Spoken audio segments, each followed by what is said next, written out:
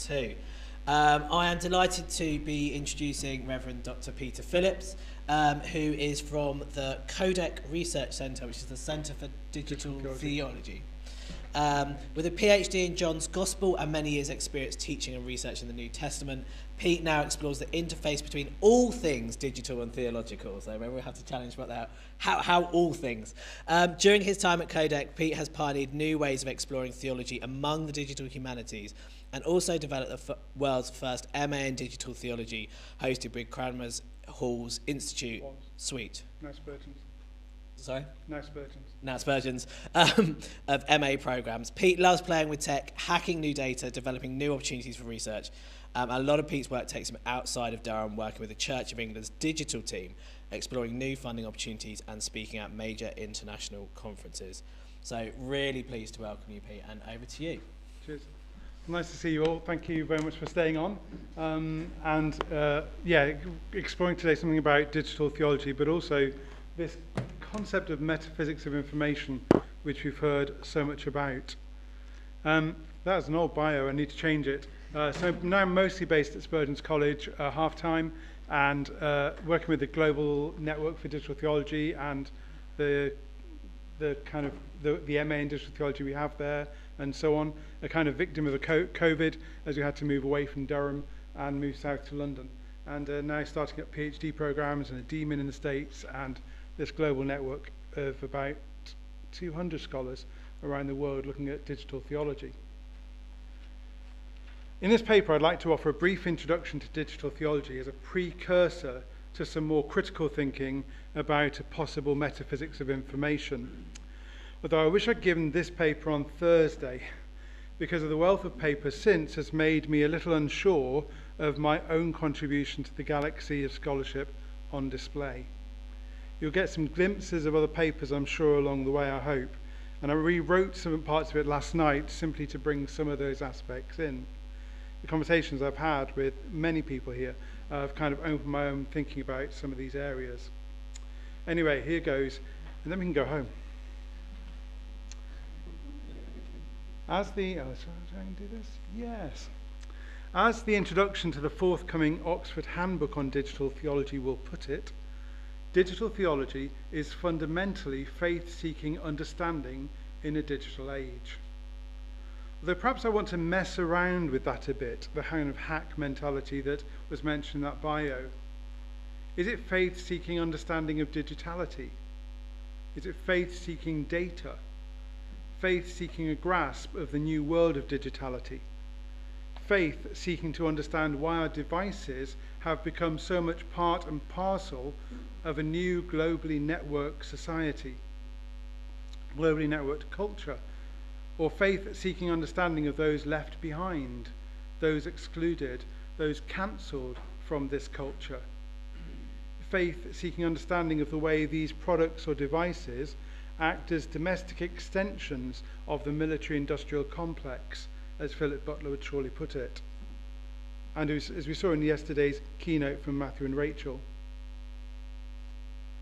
Digital theology is a theological grappling with conditions increasingly defined by the ubiquitous and sometimes dangerous applications of digital technology.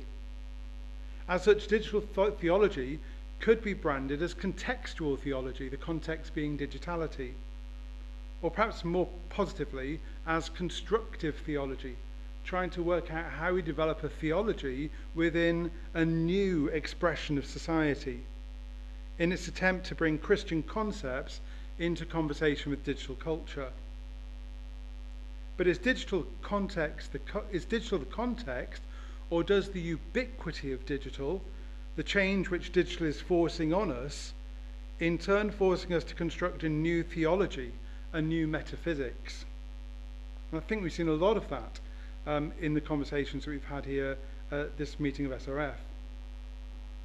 Whilst digital religion seeks to survey how religion is expressed in the digital, digital theology is also interested in where God is in all of this, not just exploring the social phenomenon when religion meets new media, Heidi Campbell's cracking book, but seeking understanding of digitality's impact on us as human beings, as image bearers, as citizens of heaven. Or as the recent smartphone report would have it, the global smartphone report from UCL, the QR code will allow you to download that report straight to your devices and apps and what have you, and I don't take any data off through the use of the QR code. Honest. You believe me, don't you? I don't. Their argument is that our home is now the phone itself. Yeah? Our home is now the phone itself. What does that mean? But digital theology isn't just obsessed with human management and digitality and what it's doing to us. We're also engaged in how God and digitality coexist. What are the implications for what we believe about God, for what we know of God, and what we say about God?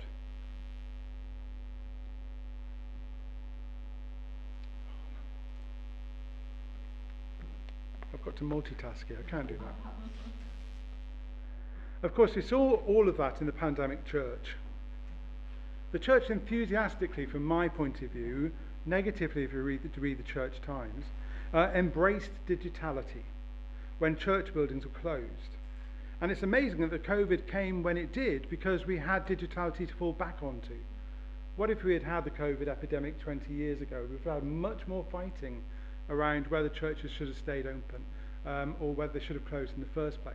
But instead we had the opportunity to go digital and to actually include lots more people in the church, the enterprise of the church.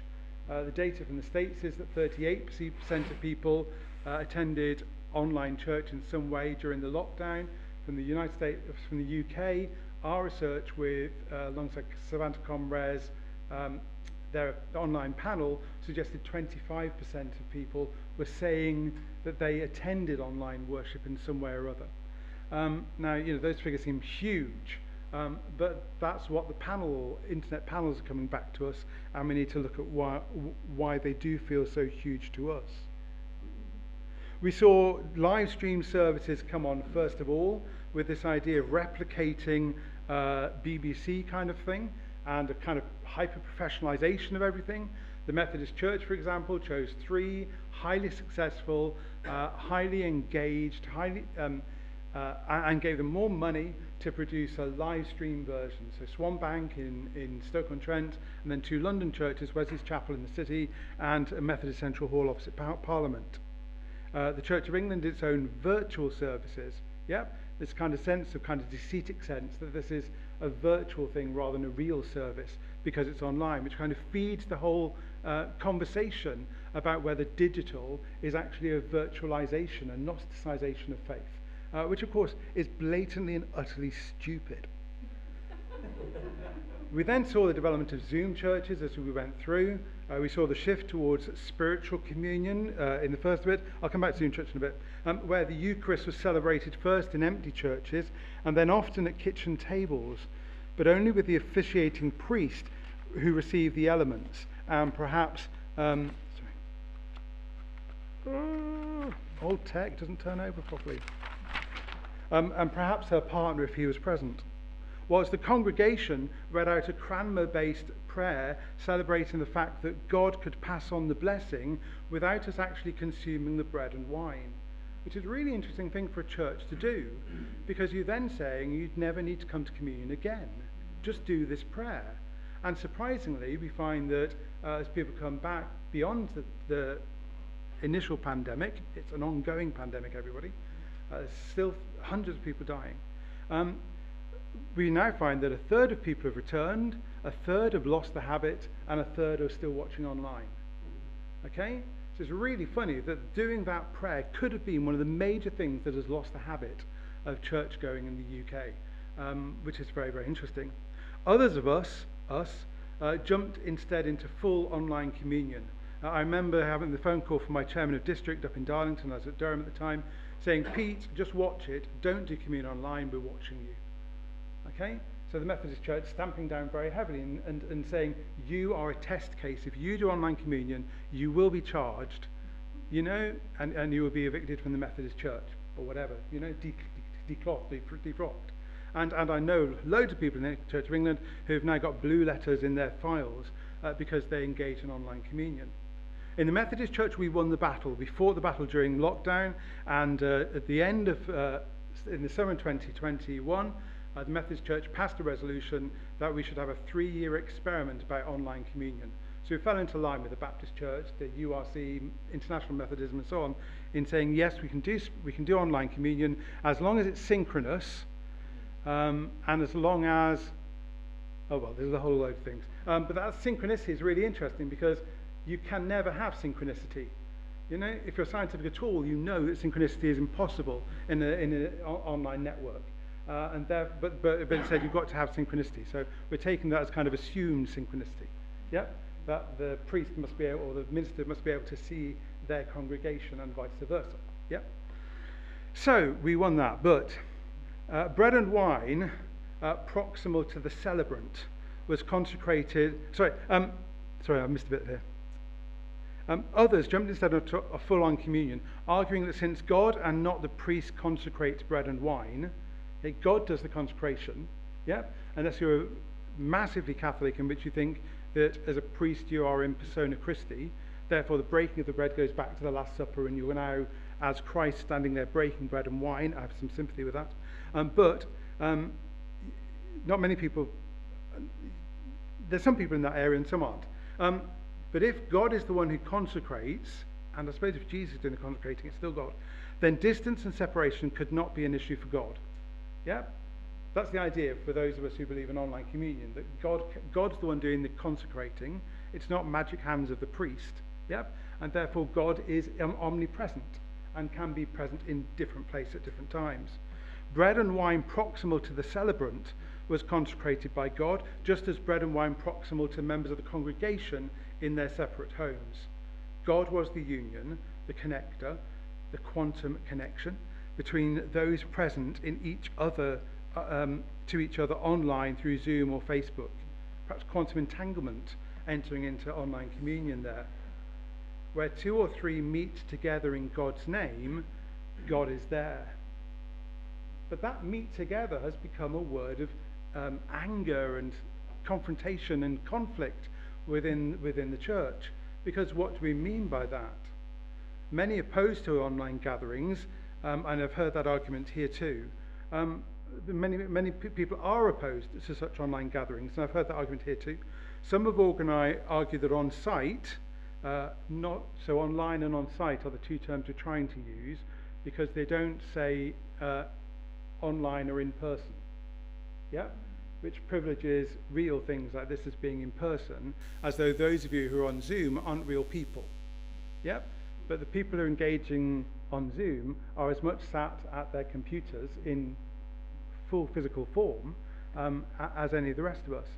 But also it suggests that virtual or in person means that those who are unable to come to our physical buildings because of disability, because of age, because of being housebound, are only virtual people, virtual Christians. Get it?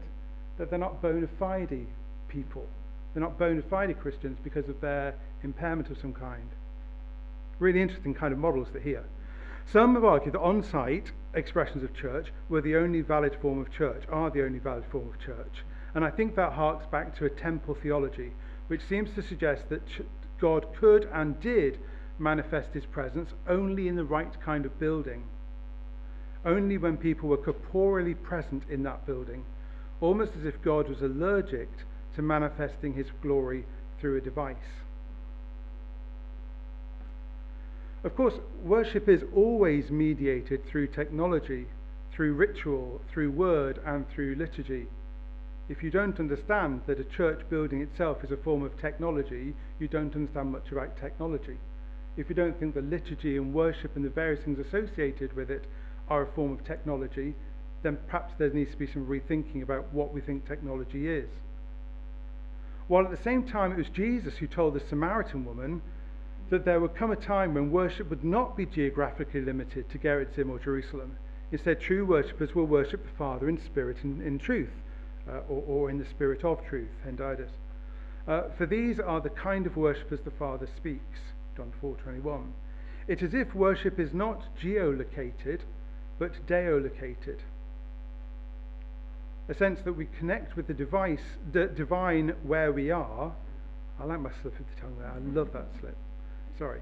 a more Celtic, a less Western, a more ancient way of devotion. The sense of spiritual is not the same as this kind of one-to-one presence. But this seems not to be enough, even in the post-late pandemic church, where often churches are deserted, where clerics call their people back to the empty pews. This, we are told sternly, is where God's home is. Here is where we meet him, and it usually is him. Of course, there are lots of issues around this, in that it also means that we, the builders of such shrines, become brokers of God. God becomes a brokered God, that we manage people's access to her, to them. Come to our place because this is where God lives. We domesticate God. We put God in a stone zoo and almost sell tickets. But the building has become the mediating technology, and the technology tells us what we believe about God, how we think God wants to be mediated in our current technological milieu, or where we think God wants to be mediated. Simply saying on site is the only valid form of church says something about our understanding of technology as much as it does about our understanding of religion. Yeah, absolutely huge that. I'm happy to talk about it later if you want to. I digress, I admit. I do that. We're here to discuss the metaphysics of data, or rather a metaphysics of information perhaps. As a mere theologian, and indeed a digital theologian, a hacker theologian perhaps, the title came before the research and didn't get updated soon enough. We need to build towards this, and I will do so, but I think it first needs some more conversation about the importance of the concept of reflexivity and interface within digital theology. Digital theology is concerned, I kind of defend that, with all things digital and with all things theological. It's about consciously, intentionally, proactively bringing a theological perspective into our study of contemporary digitality. So, doing that spiritual engagement within our study of contemporary digitality, always looking at technology and theology side by side and saying, how do these two things relate? What's the web? What's the interconnection between them? Let's not just study the technology and its effects. Let's not then just study theology of God and what have you. Let's see the technology and theology of how they overlap with one another. But also bring a digital perspective into our theology. Our latest, the Global Network conference last June, covering 6 continents, was all about how digital is changing the teaching of theology. Yep. And how it's altering the way that we think through our theology, but also the way we teach it. Perhaps you should go to transhumanism, as we listened to before. Amazing talk this morning.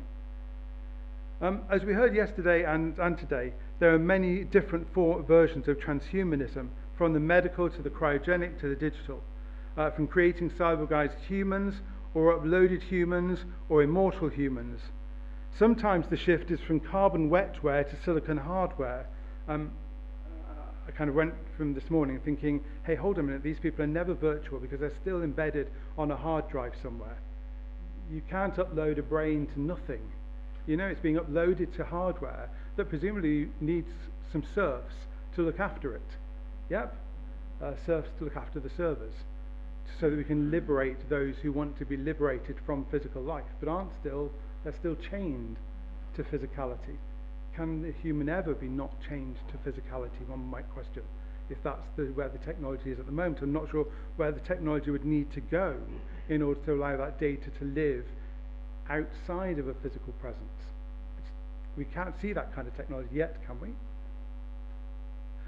And of course, sometimes the shift involves uploading our neural networks into a computer chip, which we can insert into a borrowed or cyborg sleeve or skin, as in the Altered Carbon series, if you've seen that. Sometimes it means gene modification or upgraded biology. Although perhaps the blurring, perhaps the blurring of, I should have another thing on it. Oh dear. Okay. Perhaps the blurring of cyborgs and humans is the most dangerous of paths in all of this. This is, of course, from Blade Runner 2049, which is, the best film ever. And the whole question is the human a cyborg, which he thinks he is? Yep. Or is the cyborg human? And she's not actually a cyborg, she's just a kind of, she's just a, see Phillips? The woman characterized here is a projection. Yeah? So which is the human, which is the cyborg? Because they all don't really know who they are. Or they're trying to work out who they are. Perhaps the blurring of cyborgs and humans is the most dangerous path in all of this, because it's the refusal to accept our limitations as human beings, the assumption that we are just cyborgs in waiting, our brains dying to be uploaded into a computer, that when we are sentient cyborgs, as Blade Runner tells us, this will allow us to be more human than the humans. What's that now? Almost more human than the humans. The ascent of man is a motif, so strong in digitality. Transhumanism has its many forms. Kurzweil and Vitamour urge us to slough off the restraints of carbon substrates and wetware. Musk urges us to slough off the earth and head for the stars, to travel across the vast expense of space as refugees from a world we ourselves have destroyed or are destroying. It's almost as though Musk has kind of given up on Earth, and so now he can invest all in carbons and everything in order to destroy this Earth because Mars is our new home. God help us. Others urge us to climb into the freezer until the new life-giving science arrives. Sadly, the freezer probably melt. Even Blade Runner 2049, with its shift from cyborg rights to cyborg ascendancy, even in that, humanity remains a bestial voice of itself, with the violence it pours out on non-human life forms, and especially against women. So all these kinds of things have this kind of innate problem within them. But then I've talked about a bestial form of humanity, and so perhaps I need to go back to the Psalms and ask, what is humanity that you are mindful of her? Picture here of the robot from Ex Machina, I think this is, Eva, yeah? What's the human species that you're mindful of us? What are the descendants of Adam that you care for us?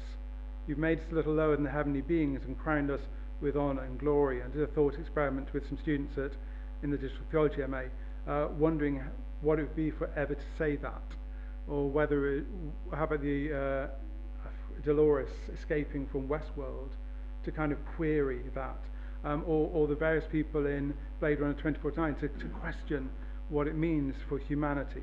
There's this amazing thing, I'm on track now, but Bill in the Channel 4 episode, Channel 4 series, Humans. Everyone seen Humans? Yeah. So Bill is a synth, a kind of domestic robot, but they've been tinkered with, their code's been tinkered with, and they now feel that they are human, okay? And have sentience and so on. Bill, in one of the early episodes, goes into this room, and they're all being chased, and it looks like an end-of-life moment for him. He kneels down and raises his arm and says, "Dear God, if you exist, save me, and I'll give my life to you for the rest of eternity," or whatever. Yeah, it's an amazing sense of what's going on here with this synth. Now, he's a character in a film, so you've got to be very careful of what's going on. What is humanity? That form which God shaped in clay and into which God breathed God's breath, God's ruach. What is humanity, God, that you're mindful of us? And what if, in fact, we are already cyborgs, that we are already transhuman, that we are already post-human? Because indeed, haven't we always been cyborgs? Isn't that the skill of humanity? That we have always been transhuman or post-human, always transitioning from one form of human state to another. Humanity always using extraneous materials to survive in hostile environments. I've come up to Birmingham from my home in Maidenhead, and I've put on my jacket because it's so cold in the north. But when I lived in Durham, I was happy to go around in t-shirts, so I must have been acclimatized to it. And am I now a transhuman that I live in the south and I'm so nesh? Sorry, nesh is a northern word, meaning, yeah, nesh. But aren't we always transitioning? The earliest of our creation myths hark back to those very struggles.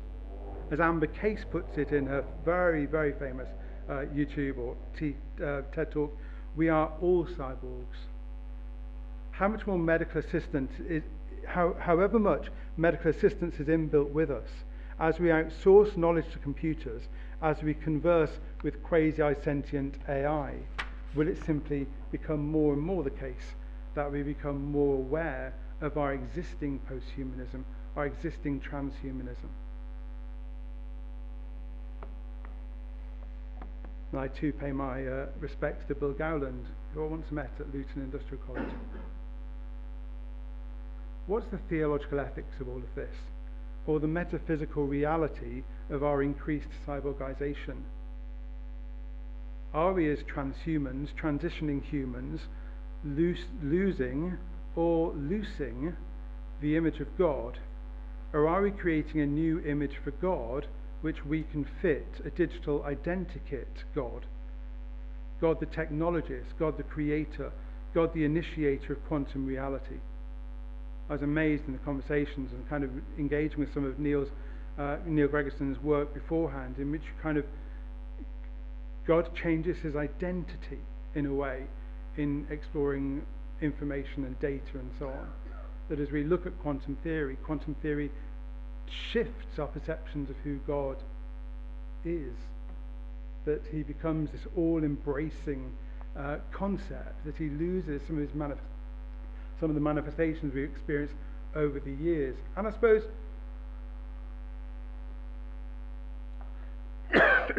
in images of the cosmic Christ too loses something of his identity. Does our progress in transhumanism reflect the image of the technological shape-forming creator God? My word, he's getting at me. This must be the demon that Marius is telling us about. Rocco's basilisk is coming to get me. We are obsessed with creating the concept of improving ourselves while technology degrades the earth. We haven't talked much about this at this conference, though Beth reminded us. We allow the tech industry to proclaim the innocence of the algorithmic machine learning, or mining Bitcoin, or online shopping, whereas in fact the server farms all need building, maintaining, cooling, and together create more carbon emissions than the whole of aviation put together. As Kate Crawford points out in the Atlas of AI, digitality continues to rape the Earth's resources, often the very rarest resources, through the most hazardous forms of mining, often to the detriment of the poorest of the Earth's citizens. So what's our theological response to this? Or indeed to the more depressing issue of the climate emergency or current extinction event? Is it 60% of all flying insects lost in the UK over the last 20 years? In what ways is the military-industrial complex guilty of denying the viability of the planet which God gives us as a gift, as Michael told us earlier on this morning? Of seeing the Genesis mandate as one of raping the earth rather than stewarding our planet and her resources?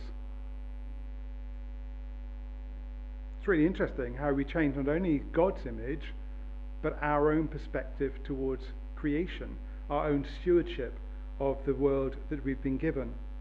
I mentioned this at the AAR's meeting on AI and ethics last year in San Diego, and not San Diego, San Antonio.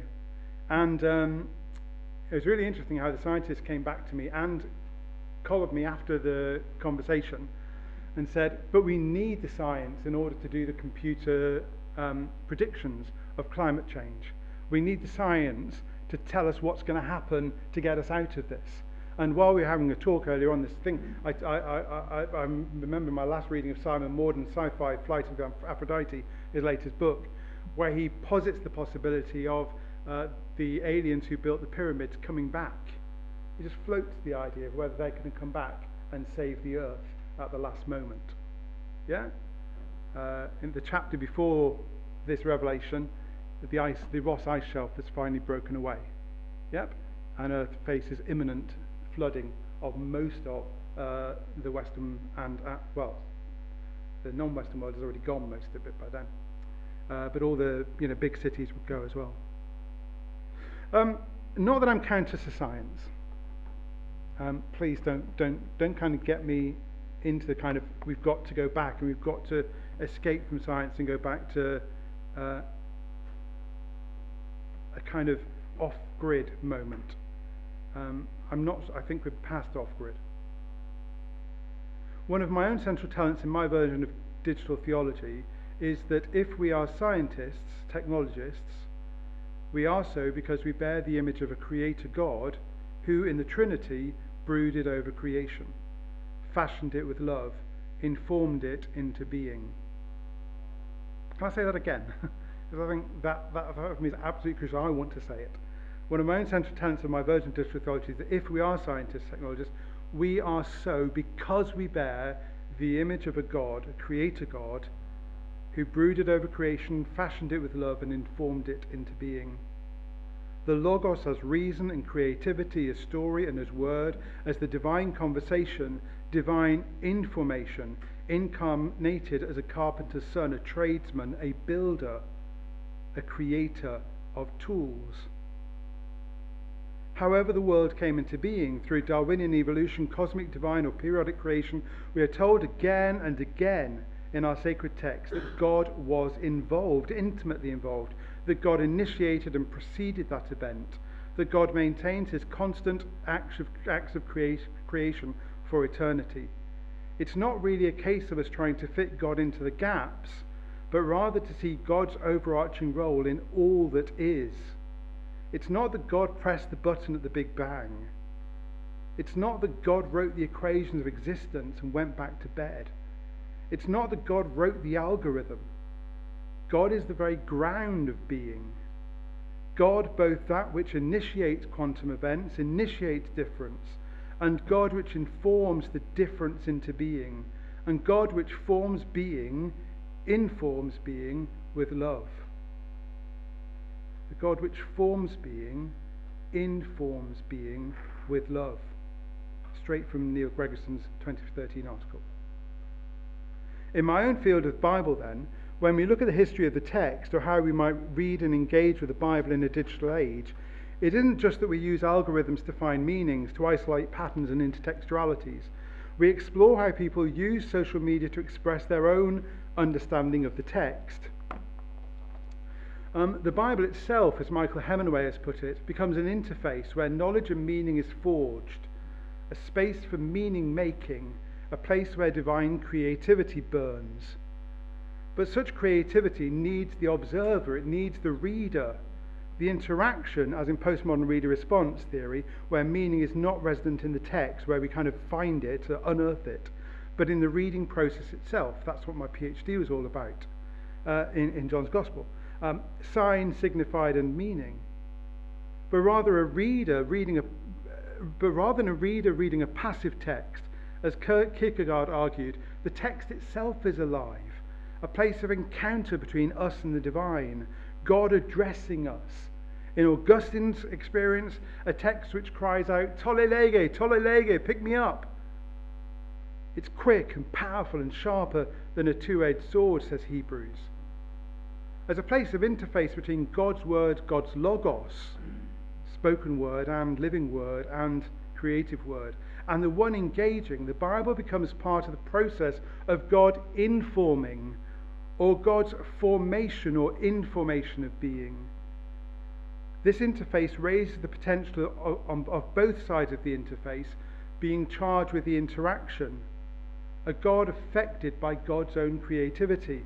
The Word speaking to God, just as John 1 says, in the beginning was the Word, and the Word was addressing the divine, in conversation with divine, in relationship with divine. I'll show you the Greek if you want me to afterwards. I'm really happy to. Pros ton theon, this kind of, the shift in the pros, it doesn't work in Greek. It shouldn't be there. But it's there, following a verb of being rather than a verb of speaking, as though the verb of being becomes a verb of speaking itself. Huge. Where am I? Stop it, Peter. In fact, such a concept of God's word as a reflexive place of meaning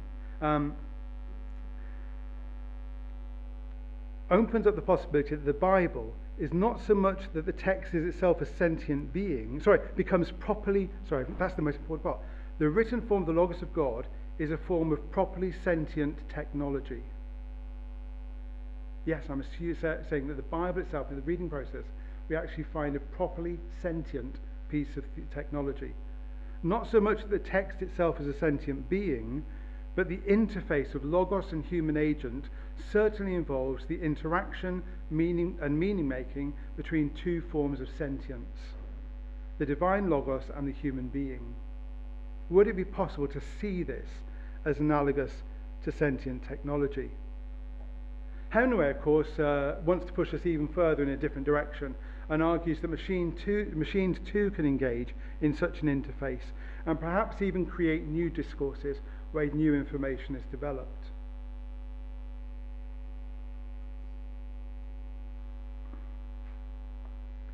So where might we go with a theology, a metaphysics of information? I didn't realise Niels was going to be here, you know. I wrote this paper before I looked at the programme, and I based a lot of what I want to say on his article in 2013, and then here's the man in person, saying much the same thing. So I didn't go to the pub last night, I rewrote this section.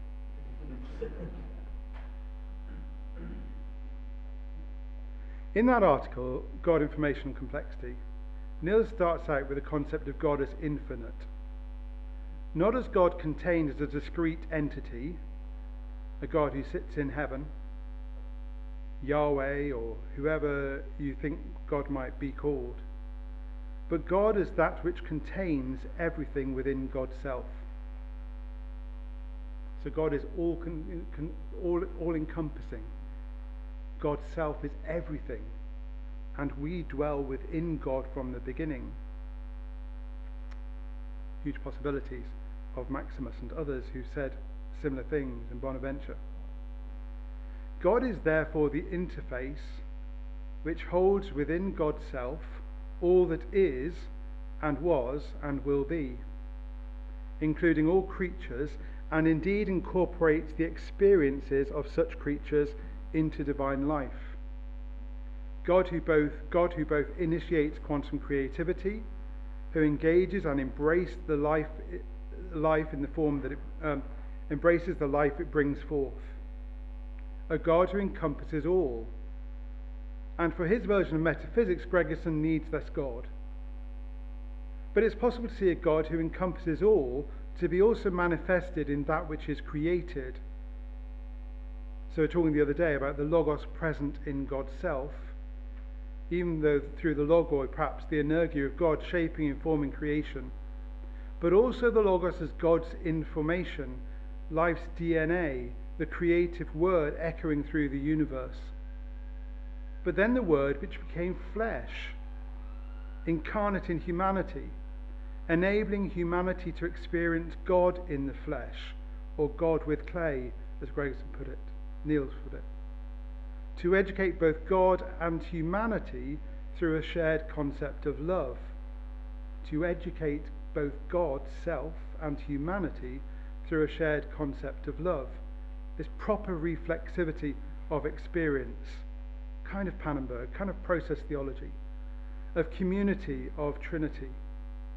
A Logos which might be information itself, but if it became flesh, an information which changes shape, changes status, goes through an energy shift itself. But how can that be? A Logos asarkos, as Jensen pointed out, before becoming ensarkos. A sarx which both knew to both life and death. A sarx brought to new life after death, and raised to the presence of God, wounded still, and yet changing heaven in his presence, changing God's self in the presence of materiality. What does it mean if information changes? What does it mean if information goes through different states? What does it mean if information dies and can come back to life? If Jesus is the Logos, there's a lot more to think about, as Bill Gowland's always been telling us, about who the cosmic Christ might be, what the cosmic Christ might be. And we need to pull information into that. As we all heard, for Professor Gregerson, logos is where information comes in. Logos is information which entails difference. Logos entails form and relational structure, as God is a community of love with a continuous identity and through temporal flux. And God is information which entails semantic reference and communication. A God self which speaks to us, speaks to his creation, informs his creation, but also receives that as well. I've got a section on those three, but you've all heard it from Neil much better than I have. So perhaps it's time to shift on a little bit more. This is why I really did need to change that title from Metaphysics of Data to Metaphysics of Information. Data is raw and unorganized, but information might be seen as being processed, organized data, information that is able to direct processes of change, making use of the data it has organized. Information is a living thing, something that has agency of itself, causality of itself. Or is information simply resting back on godness? There's arguments that we heard about Maximus and the Energai and so on, and this issue at Mount Athos of whether they were really experiencing God or were they experiencing the Energeia. Kind of seems to be something of the same kind of argument going on here about whether information can change, or is information separate from God, or is God part of that? Or of course it's all embraced in. So you have a kind of monad God rather than a Trinitarian God. That Christ has to be contained within God, just as energy and information and what have you has to be contained within God, and quantum and so on. What are we doing here about the God that we understand, and have we quite got it right yet? Is the relationship between God, what's the relationship between God and information? God forming data into reason, God informing the world into being, not just an energy transfer moment, but in informing, reforming the world of data, not just in creation, but in God's ongoing creative activity, his sustenance of all that is and will be. God's action in both quantum events and in their outcomes, however random, however creative or destructive, going back to Emily's paper yesterday about the size of evil, but also God's witness as love in all of this, communicating as love in God informing the universe. Christ is the Logos incarnate, God's conversational information fusing with flesh, both fully God and fully human. What would it mean to stick with Nicaea? Rather than say, well, Nicaea is just made up later. What it means to stick with Nicaea is a prescience of our new understanding of science.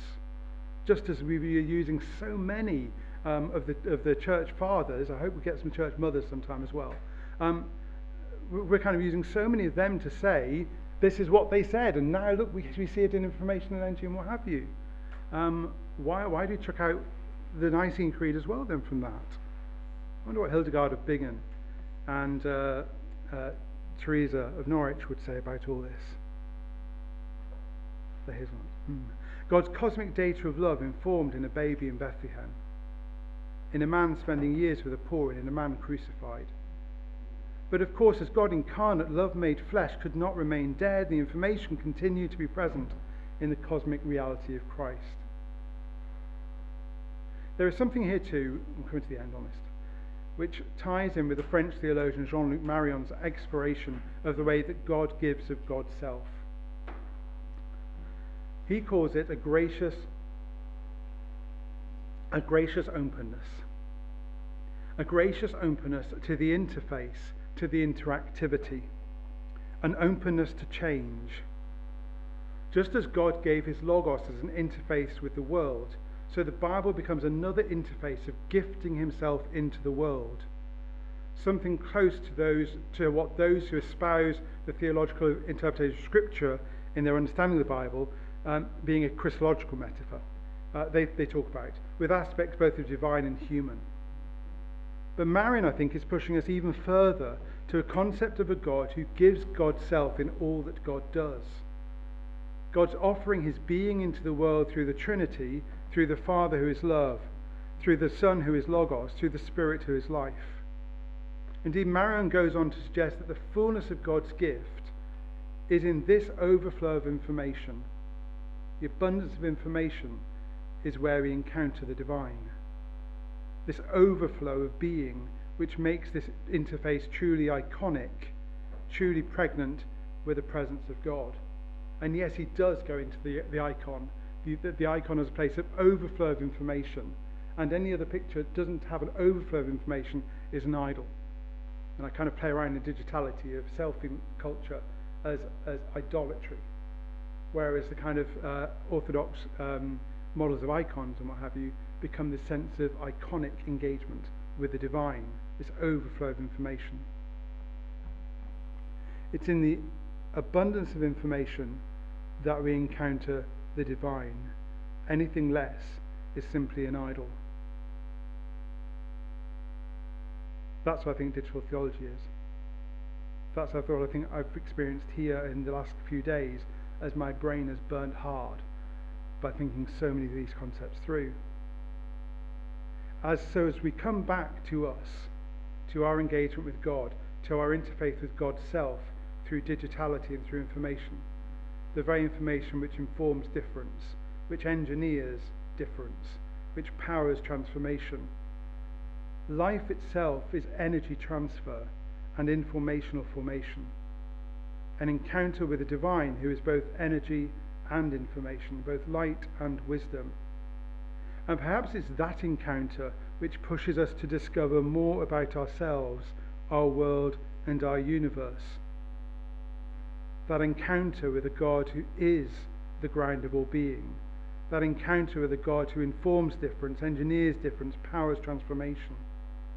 And perhaps that encounter pushes us to discover more and more about ourselves, our world, and our universe. That encounter which enables theology and science, because metaphysically it is the same. Fundamentally, God becomes the iconic overflow of information into our created world, the abundance of information, the iconic interface. Thank you.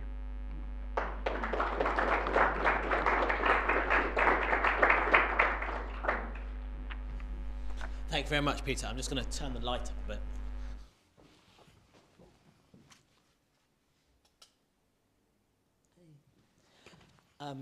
Questions? Andrew. Thank you for a very stimulating presentation. You asked a question earlier about how information changes, and a possible answer from the Eastern tradition is to say it's not so much the information that's changing, it's the grounding of the information that's changing. So Maximus talks about the Logos becoming thick in different ways. So he becomes thick in the cosmos, he becomes thick in Jesus Christ, and he becomes thick in the words of Scripture. And he doesn't mention a fourth, but he could have done the Logos being thick in the Trinity, in Trinitarian relation. So in each case, there's a different hypostasis, there's a different mode of existence. So by analogy, think the Beethoven Symphony, digital information that's thick on your CD player, it's thick on your vinyl record, it's thick on a tape. Different modes of existence. So I wonder if that's a possible way of thinking about it. Yeah. Yes, it is. And also I'll chase that up. I intend to go and read Maximus. After uni, your paper and everything, which was wonderful, but it also links up with Maris's paper about slow thinking and slow learning, about spiritual intelligence, which you should all watch online, because those of you who weren't there have missed a wonderful paper. But Maris kind of talked about this ISSR thing he's involved in which they're suggesting that spiritual thinking is kind of this slowness of body, which as soon as you said it here, was about the thickening experience. One of the things I dreaded about this paper, that I'd go really fast through it. So I was constantly kind of saying, hold on a minute, slow down in what you're doing, slow down in what you're saying, slow down the amount you speak in this. because it's really, really important to do that sense of thickening, that kind of attention to what God's up to in your very words. And I think there's something there, there's about the thickening of the Logos in this situation. And of course, the thickening of the Logos in worship and so on, and in reflection and in, the veneration of icons and so on like that. The whole thing, there is that thickening of context, which I think is crucial.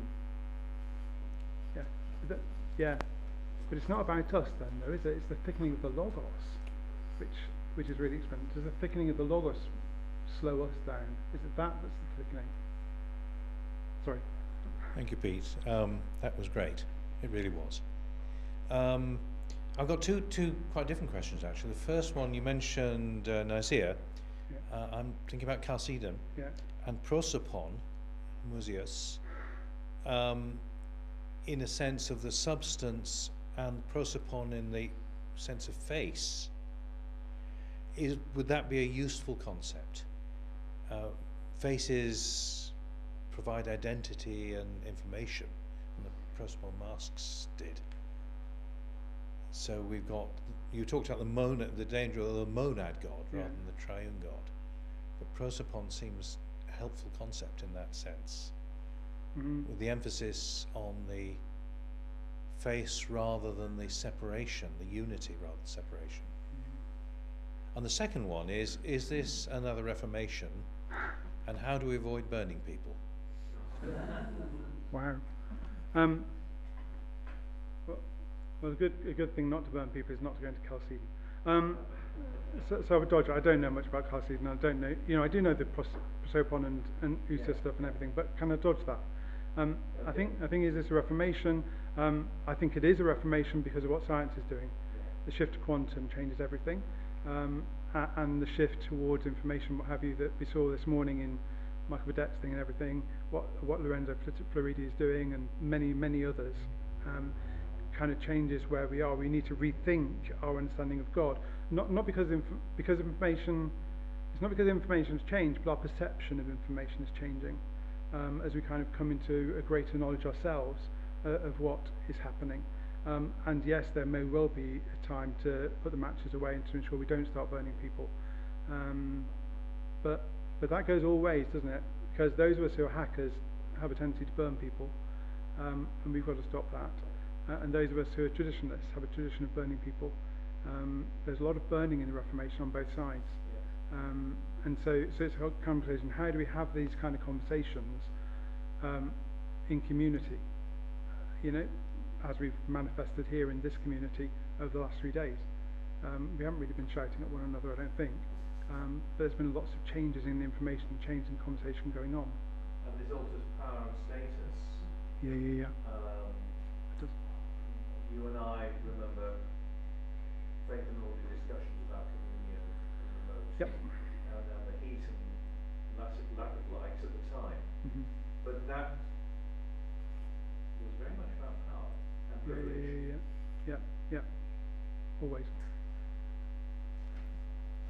Matthews. Thank you very much for the presentation. I had two quick questions. If information is organized data, how do you look at, for example, the idea of Sophia in the Bible, the Old Testament understanding of wisdom? How would that be placed in this context? Secondly, my question is, are we pipelining the whole idea of information into data and numbers? For example, could we hold that in tension with poetic metaphors? Poetry which tries to use analogy, imageries, etc. For example, when the God of life sharing life with humanity is pictured as God feeding breast milk to his children in Syriac poetry, for example. So should we hold this whole framework of data, information, etc. in tension with poetry and metaphors and imageries? Yeah, so yes, I see you nodding. So I was afraid you're going to go and challenge me about data and information, and I'll leave that to the scientists because I need to know more about that. I need to go and learn so much. but then you chose Sophia, and let's celebrate that. So I think that in the link between Sophia, Logos, Jesus, we see the overflow of information, and the sense that the Proverbs or the Song of Solomon's exploration of Sophia Metaphysics as an emanation of God, as a part of God's character, but also perhaps the thing that's firstborn in all his creation, the firstborn in his ways, who danced before him when he created all things, and so on. The sense that she's an artisan, she's the kind of chief scientist on God's team. Yeah, this amazing. That's why I've updated the Hebrew there. But this amazing, the Greek, the amazing sense that Sophia has always been. Martin Scott's book about the Logos as Sophia, or Jesus as Sophia. That as we gradually understand this concept of the cosmic Christ, the role of Christ, the role of the second person of the Trinity, as wisdom, as information, and so on, perhaps that we need to embrace the Sophia traditions into that, rather than override the Logos with it. Well, because you could go, well, Sophia is an Old Testament concept, and this is what a lot of Johannine scholars do, and that's trumped by the white man Jesus, yeah, who's actually Arabic Jesus, yeah, and that in fact we need to say actually Logos is known through that feminine metaphor, as in Proverbs 9, good wisdom and so on, calling from the housetops and so on. So there's so much of that, but I think this is what I was talking about. We encounter it's the abundance of information that we encounter the divine. We encounter the divine, the understanding of information, by going back to Sophia and reading what Sophia is about, going back to the ideas of consorts of God, by going back into the whole tradition of Sophia. Sophia is the image that is painted on the cathedral in Kiev, and Sophia is there pictured as a deacon of the church, servant of the church. But Sophia is this kind of divine aspect, and the keeper of the Santa Sofia Cathedral, I know, Georgia Kovalenko, was there 2 nights after the Russian war started, praying that Saint Sophia would protect Kiev with her holy wall around the city. Okay, what does that mean then now that Kiev was liberated, kind of thing, but perhaps still under danger? What's that mean about Sophia being part and parcel of our constant, of our events happening in the world today? And that sense, it's just huge, and it's the overflow of abundance of information. Sorry, that's far too long an answer. No.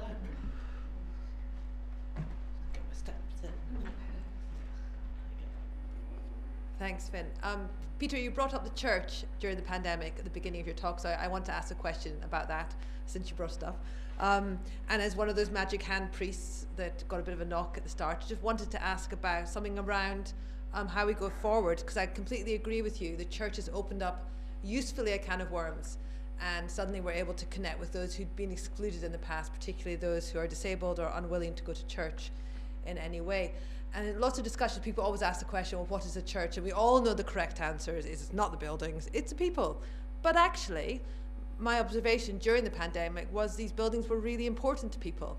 I moved to Lichfield, and there was a man who suffers very badly with schizophrenia. And the day they locked down, 23rd of March, he stood in the close and screamed, "Traitor," over and over again, because we'd shut the doors. He'd never been in the building up until that point, but that was an important place for him. And I found on more than one occasion people weeping at the doors of.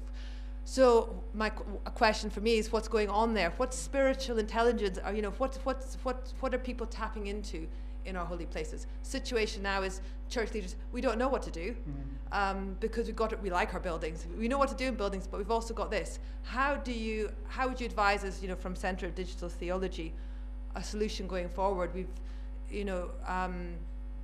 paying attention to the power and privilege that we have, but also perhaps drawing on some of the metaphysics that you talked about in your talk as well. Yeah. So I think communion is really, really interesting, and I think I'd like to rewrite a paper kind of writing about communion because of the light of what I've done here with the metaphysics. But my theology about communion has always been very high Catholic, in that I regard every act of communion as being a drawing together of the church militant and triumphant, that it's a moment outside of time and space. You can't have those, but you know what I mean. That at that time we go back to the last before we go back to an celebration. Yeah, where Christ is present, where God is present, and the sense of that we share with all the church, living and dead, and wherever, that we enter the throne room of heaven. Revelation 4 and 5 takes us there, and that the breaking of the bread is thus a moment of conjoining the whole church.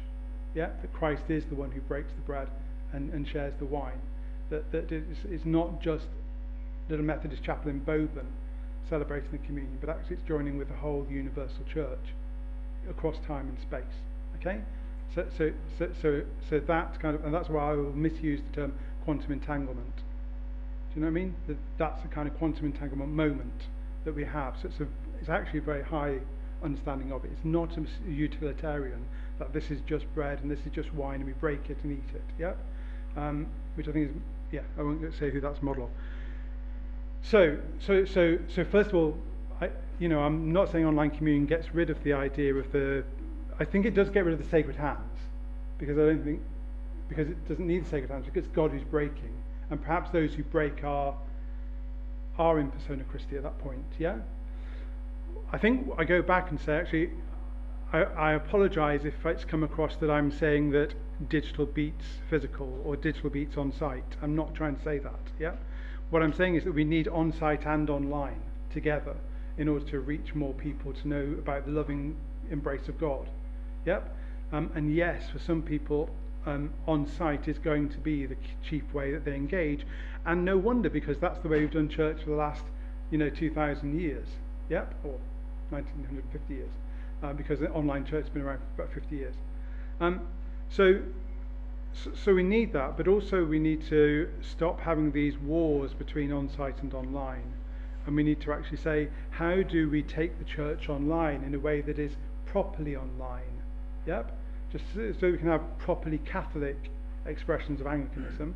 So how can we have properly online expressions of the church that's natively online, that has its own ideas of symbology and liturgy and engagement and so on, that takes discipleship in a particular direction and what have you. Now that they're going to have kind of layers back to on site, yep.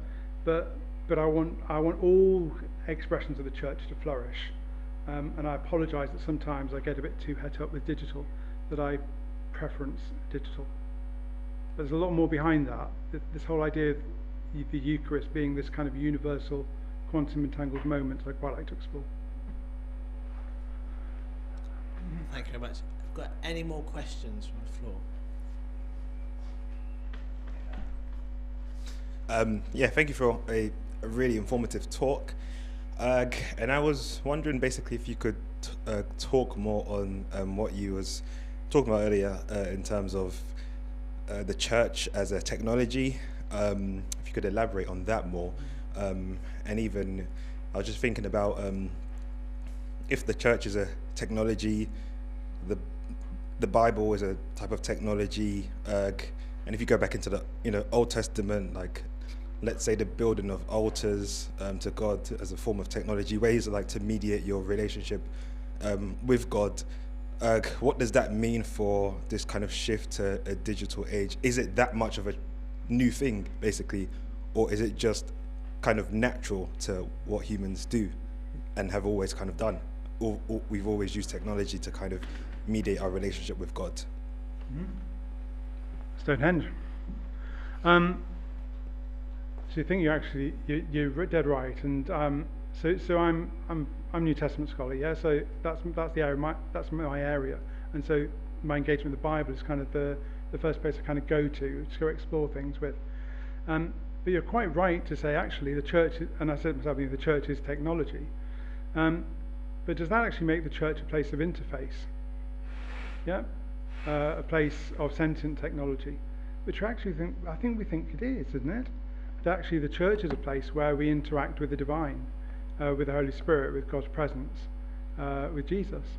That in a way, the theatre of the Mass is as important as the architecture of the building, the theatre of what we do there.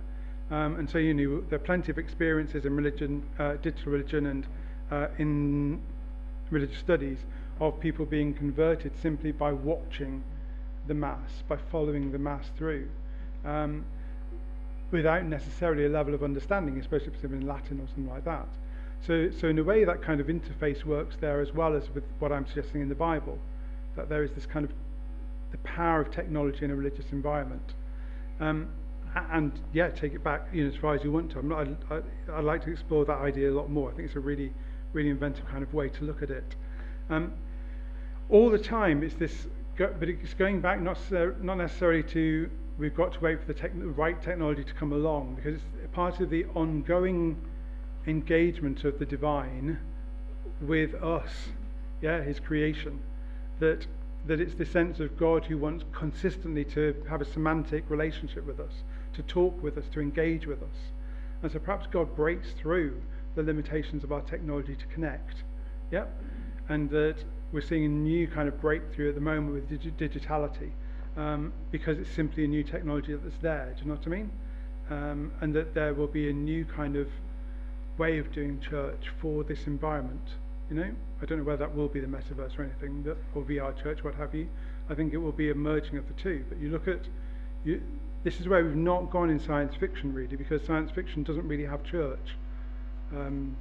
Star Trek does take us to religion, but only in the later ones after Roddenberry left. And so we're in a space which we can't really encounter yet. In Altered Carbon, the neo-Catholics object to the eternity of the Mets. They think you should only have 80 years and 10, or whatever it is. 80 years and 10, 70, but they allow it to go to 120, I think. But then they reckon you should die naturally, rather than be regenerated by the chip going in your neck. So will the church become a kind of anti-information and anti-technology place as we move into the future? And we see some of that happening in the States at the moment. A kind of shift away from technology into a different space. But huge question. Thank you for raising that. Brilliant. Thank you. We've probably got time for one final question if anyone's got any. Thank you so much, Pete. I think it's a brilliant way to conclude the conference. Really feels like we've come full circle as well, and that we've come back to where we started on Thursday. Had to briefly think about how many days we've been here. It feels like we've put an awful lot in. But yeah, it really does feel like you've brought us back full circle, particularly looking at Niels's work and that real kind of conversation. And I think what's been really great is that joining between deep questions of metaphysics and also deep, really important questions about data and information use, and actually being able to explore both of these in the same conference. So if you can join me saying thank you to Pete again.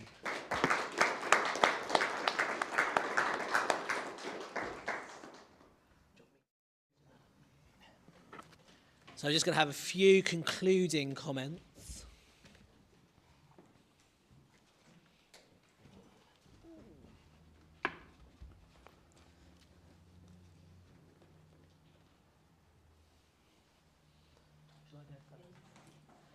I've just got a few things to say. Now I'm double mic'd. Use handheld, okay. Just a few things to say. Firstly, thank you everyone who has joined us online, everyone who has come in person, and those who have already had to disappear off to catch flights. For me, it's been a really great first conference. Thanks to Gillian for organising the venue in the first place. I think it is a stunning venue, and I think that has made such a difference as well to being back in person. For me, I think I just touched on it there, but the thing that has really struck me about this conference is the sheer diversity of the papers that we have had and the sheer number of perhaps novel conversations that has started. I know there has definitely been a lot of conversation in each of our coffee breaks, and certainly at the pub last night and kind of in any other space people have managed to find. And that's really, really great to see. And, I've got to be honest, I came at this from very much a metaphysics angle. That's my wheelhouse. That's my happy place. But it's just been so great to learn from all of you, from Matthew and Rachel and Beth and the rest of you that have kind of had a more, and Michael, the kind of more information techie space that it's definitely raised a lot of questions for me that I'm certainly going to go away and think about. And really about our church responsibility, or the kind of religious responses and responsibilities, I think, in this space. And then just also to say thank you again to, I've lost him, Andrew Jackson and his Peacock Prize entry, and to everyone else that entered the Peacock Prize. It's just been so wonderful to have had so many entries, but also to have awarded it again for the first time in quite some time, but in person. It feels like it's just really, really made the conference. And I'm just really looking forward to next year. We're having a bit of a conversation about what next year looks like.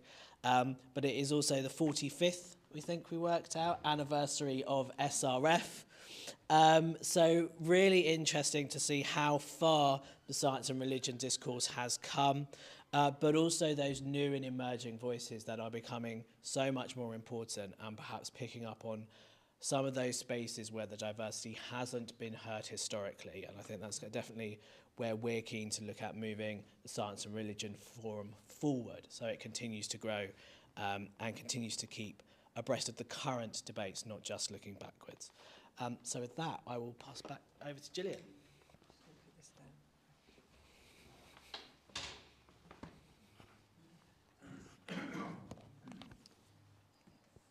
Thank you, Finn. Chairs in the past have said something, meaningful at the end of conferences, drawn it together. I'm not sure you need me to repeat again what's been said in all the wonderful papers. So instead, academic at the moment, I'm largely looking at phenomenology and hermeneutics. And so I decided I wanted to sum up examining the experience of being here as well. And I hope some of it resonates with you. Do you remember where we started? Just a couple of days ago, I reminded us all that the SRF is about bringing science and religion together for, do you remember the quote, for close attention and continuing reassessment. Close attention and continuing reassessment. What happened in this space this time? What data came? What information flowed? What was new? What enraged? What demanded? What happened in this space? Depth, discussion, friendship. It was good to be back together, right? What just happened in this space, metaspace, metaverse? What phrase will resonate and remain? Deep faking God, the shaming of the theologian, Sarks 1, Sarks 2, Sarks 3, Sarks 4, Sarks 5, the wisdom of God in all its colors, God squeezed thin in space. What idea will you take from this place? Blessed by the algorithm. The algorithm made me do it. What happens in that virtual space, the infosphere, divine sparks of information? The gaps between universes, gap spaces, faith seeking information, between lefty and righty, between material and mind, between us and animals, between intentionality and information, these liminal spaces, blessings, gap spaces, and graces. What happened in the beginning? In the beginning was a word, logos, wisdom, reason, information. God dusted off his clay-encrusted body. What happened in those spaces? What suffering was endured? In all those fracturing universes, splitting, salvation through suffering splintered, the fracturing between the ideal and the real, the pain and the rupture, the source of it all. The heicity of this lectern, this place, this time which cannot be repeated, the algorithm to be ignored, countered, let's revolt. Maximus, Greek for the greatest, in the gap, the telos, in the meantime being, well-being, eternal well-being. Self-unity under threat, let's pay loving attention, close attention, and continuing reassessment. So, thank you for coming. Thank you once again to all the speakers, each and every one. Thank you to the committee, and actually huge personal thanks to Finn. I think Finn needs his own round of applause, actually. Yeah.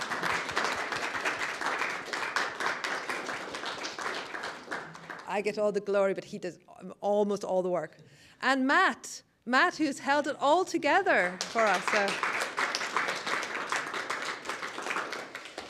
On your behalf, I'd like to thank the staff of Woodbrook for the hospitality and all their food over the last 3 days.